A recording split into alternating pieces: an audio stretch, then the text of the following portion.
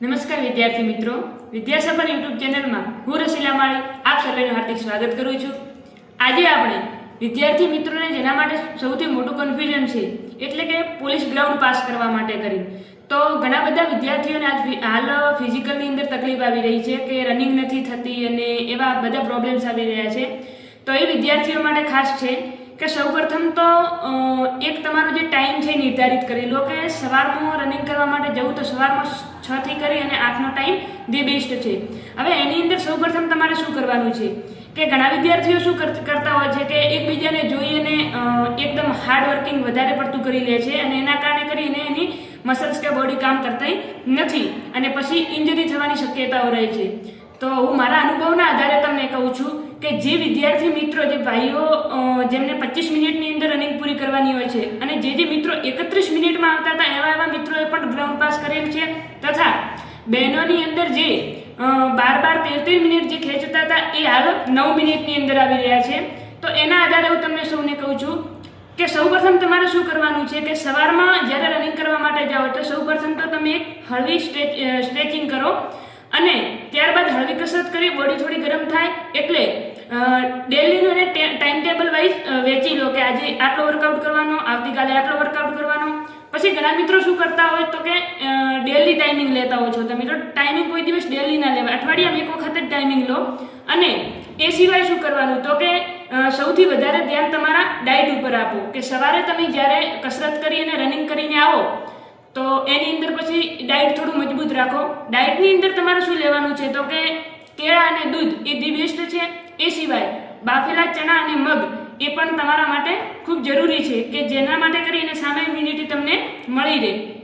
તો એ પણ તમારે શું કે જેટલી તમે કસરત કરો એટલે તમારી જે એનર્જી વેડફાય છે તો એના માટે કરી અને તમારે એટલો મજબૂત ડાયટ પણ જરૂરી છે। તે સિવાય શું કરવાનું છે તો કે સવારે જ્યારે તમે સ્ટ્રેચિંગ બીજી કરી અને જ્યારે રનિંગ કરી દો એ પછી આવી અને ખાસ એ વસ્તુ તમારે ધ્યાન રાખવાની છે કે દિવસમાં 2-3 વખત કસરતો કરવી કે વારંવાર રનિંગ કરવી કે આખો દિવસ કરવું એવું નહીં કરવાનું। દિવસમાં એક જ વખત સવારે આટલું 2 કલાક વર્કઆઉટ કરો એટલે પરફેક્ટ તો બસ એ કામ થઈ જશે।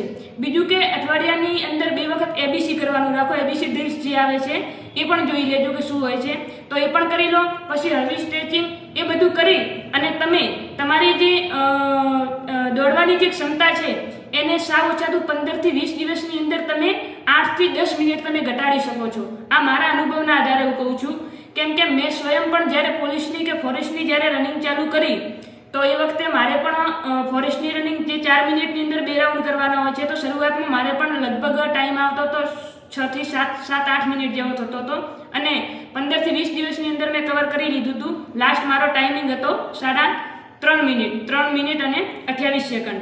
ત્યારબાદ પોલીસની અંદર પણ 8 મિનિટની અંદર મેં પૂરી કરેલ છે અને જીડી કોન્સ્ટેબલની અંદર જે ટ્રેનિંગ આવે છે તો એની અંદર પણ ગ્રાઉન્ડ પાસ કરેલ છે, એની અંદર પણ આખી પરીક્ષા પાસ કરેલ છે। તો એની અંદર ગ્રાઉન્ડમાં 8 મિનિટ અને કંઈક ઉપર 12 કે 13 સેકન્ડની અંદર આપણે 100 મીટર રનિંગ પૂરી કરવાની હતી તો એ પણ કરેલ છે।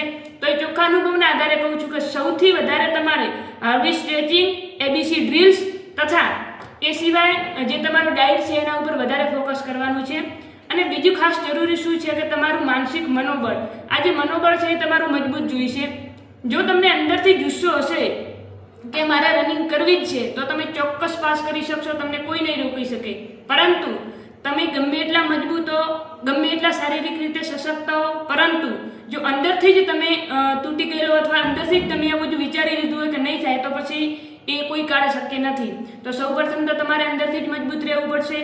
આ સિવાય ગ્રાઉન્ડની સાથે સાથે વિદ્યાર્થી મિત્રો આપણે જે સ્ટડી જે કહીએ છીએ કે સાથે સાથે લેખિતની પણ તૈયારી કરવાની છે અને કારણ કે પોલીસની પરીક્ષા માત્ર ગ્રાઉન્ડથી પાસ થાય નહીં, ખાસ તો ક્યાં જરૂર પડે છે કે તમારે એક્ઝામના પેપર જે છે એ ક્વોલિફાય કરવાનું હોય છે, ક્વોલિફાય કરતાં પણ વધારે મેરિટની અંદર આવવાનું હોય છે।